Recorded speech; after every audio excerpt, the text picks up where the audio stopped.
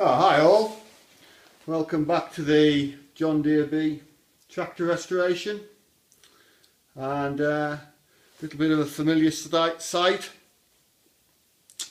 In the last video I was talking about and assembling the rocker arms and valve train gear, for want of a better word, and unbeknown to me, as I was finishing the video, the camera ran out of data, and so the last couple of minutes or last minute of that video was not recorded. Now, I don't edit these videos. You get them as they come. I tell it as it is, and so I'm afraid that last video ended rather abruptly. And I believe it ended rather abruptly in me about to say, oops, I've cocked up, if I'm allowed to use that word. And of course what I'd done, I put on the valve rocker arms and the shaft and the pedestal, and I'd forgotten to fit the oil feed line from the feed down in the bottom of the head. And you cannot fiddle it in, it won't fiddle in, so I did have to slacken those pedestals nuts off, thread the oil feed line in, and then you get what you see there, all bolted back up and all nice. Now, I've sort of roughly set the valve gaps, but I will check them. The valve gaps sit at about 30 thousandths of an inch. But I'll redo them and I'll explain how you do them when I finally put the final the check on them. So that's really that completed. It all is pretty good. I'm pretty happy with it. There's a little bit of play in the rockers, but nothing that I'm going to worry about. So the next thing to do is, funnily enough, is to fit the manifold. And the reason you've got to fit the manifold is because to be able to put the fan shaft on and the top water hose, they all nip the manifold in. You cannot put the manifold in and off without taking those parts off. So reason being, you put that on first. Now, you could use bolts to fix the manifold in, so you could actually fiddle it in and then screw it down with bolts, but I'm going to go down the proper way, and I'm using the proper studding. Now, I've already fitted these studs, and they are very like the cylinder head bolts. They are not a bottomed hole, so they go through into the water jacket. So you need to put some sealant on to basically lock them in and seal them up, so water can't come up past the threads and up through the studding hole. So I've coated my gasket, and this is the gasket that comes in the rebuild kit that I use. It's not a genuine John Deere one, but they do work. I've used them before, they're fine. I've coated the gasket in that HVT high temperature sealant cement.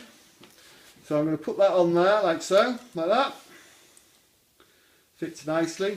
One thing I always do is I'm always checking that nothing has dropped down into the inlet and exhaust ports, and I can say with it has happened to me, unbeknown to me. I put some plugs of paper in. Luckily it was only paper, some plugs of tissue in to keep the dust out on the first tractor I rebuilt, and in my haste to put it all together, cut a long story short, I left the paper in the holes, and you can imagine what happened. It took some starting, it took some starting, but we did get it going. But we couldn't understand why it didn't want to run too well for a while, and then we realised there were bits of blue paper coming out the exhaust, and she'd sucked the bit in here into the engine. But anyway, there you go. Live by your mistakes. Live by your mistakes, that's what I say. So, studs in, sealed in, gasket on, and then we've got this manifold over here on the bench. which I've painted in high temperature paint. Now it's not the best manifold in the world. It's a bit ropey. The old rust moths have been at it. As you can see, it's all pretty eaten back, but it's good. I can't see a fault with it, and what the heck, it's going on anyway. I did have it skimmed. It was slightly warped, so I did have it skimmed, and there you go. Put it on. I reckon it'll be fine. So we drop that on like this.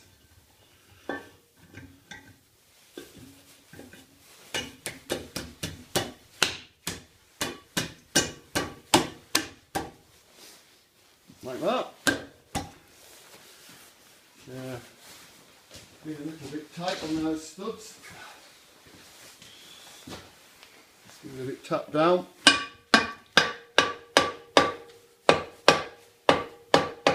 There we go. And I generally, if I can get it, we'll stick a washer on. Washer. Oh, one thing I didn't mention was these studs are actually, the front two studs are marginally taller than the back two. I don't know why. I think it's because the casting is slightly different levels. So I normally put a couple of washers on. Now I'm just looking at this. I don't know if I'm going to get any washers on these front ones. No, maybe just.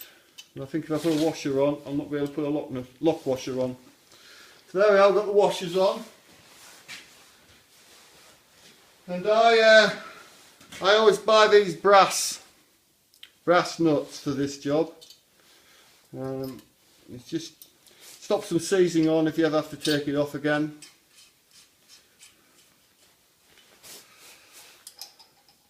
And they look bonny. They look bonny.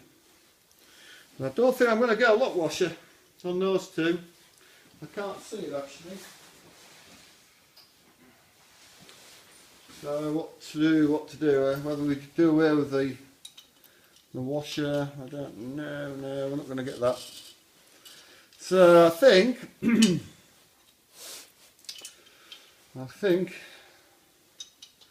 we may just put the washer, the lock washer on like that. So, like so. Yeah. Don't know if I like that at all actually. I think I prefer the plain washer on.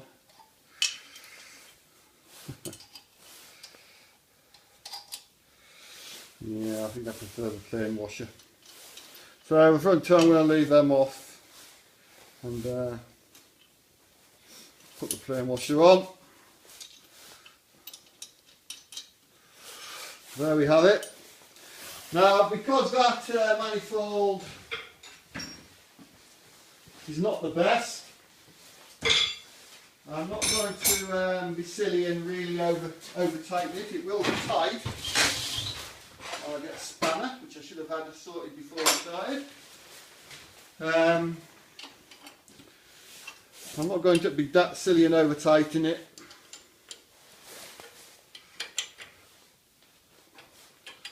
Going to nicely snug it down.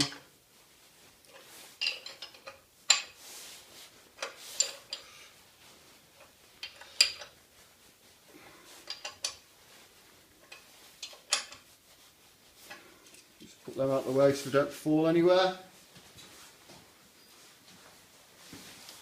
So that should have nicely snugged down.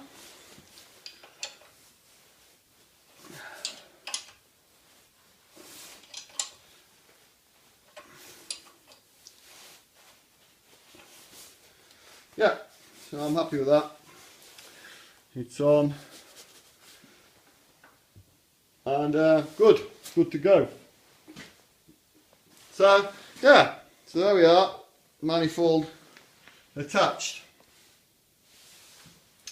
As I say, as you get a bit nearer, you can see it's a bit pitted, but we'll give it another go. I'm sure it'll be okay.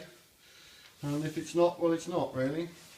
As you can see in the bottom, I have actually fitted the bottom hose, bottom hoses and the bottom pipe water jacket radiator pipe, and I've used Jubilee clips. Gives me wandering it, flashing it around like no tomorrow. Ha! So yeah, so that's what we've fitted. Now I'll put that in because again, it's easy to put in now before you start cluttering all this area above it up with other things, such as the fan shaft and the rocker cover, etc., etc.